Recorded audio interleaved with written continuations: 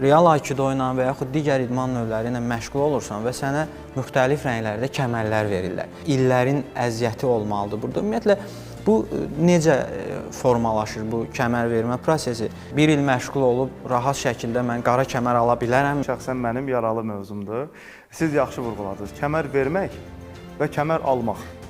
Kəmər vermək çox təəssüf ki, bəzi təşkilatlarda, bəzi rəsmi olmayan qurumlarda kəmər vermək prosesi həqiqətən baş verir. Məsələn, belə deyim, mən öz təşkilatımızda rəhbər şəxsəm, möhür əlimdədir, imza məndədir. Rahatlıqla istədiyiniz mən sizə indi verilişdən sonra birincidən qara kəmər də yaza bilərəm. Tutaq ki, sarı kəmərdən söhbət gedirsə, 10 fənd göstərirsiniz. Proqram üzrə təyin olunmuş, əldən, yaxadan, nə bilim, bıçaqdan məsələn.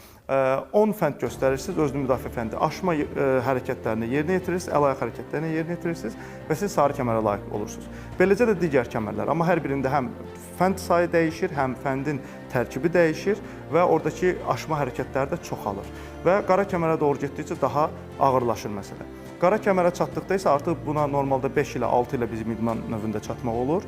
Birincidən qara kəmərə çatdıqda artıq hardasa hər idmançı bir 50-60 texnika özünü müdafiə fəndi göstərir. 2 nəfərdən eyni zamanda yayınma göstərir və s. axır. Bıçaqdan, odlu silahdan yayınma versiyalarını göstərirlər və bunun nəticəsində birincidən qara kəmər ustalıq dərəcəsi alırlar.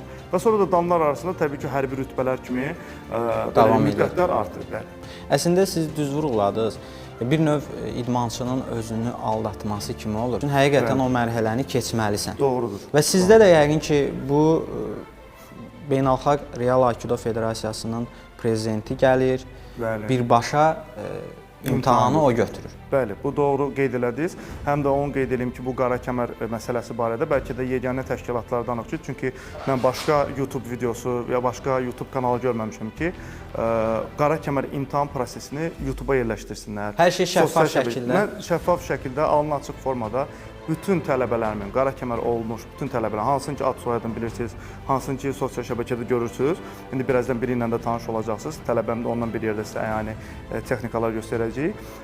Məsəl üçün, onların ad soyadını internetdə vurmaqla siz onların imtahanına baxa bilərsiniz ki, birinci dan qara kəməri bu şəxs necə alıb, ikinci danı necə alıb, 7-ci dan qara kəmər ustası professor İqor Petroviç hər il Bakıya gəlir, ustad təlim dərsləri keçir bizim idmançılara və özü şəxsən kəmər dərəcələrini, imtahanını qəbul edir. Dünya Federasiyasının belə deyək, vitse-prezidenti kimi mənim də haqqım çatır ki, qara kəmərə qədər, hətta 3-cü dan qara kəmər, 4-cü dan qara kəmərə qədər imtahan götürüm.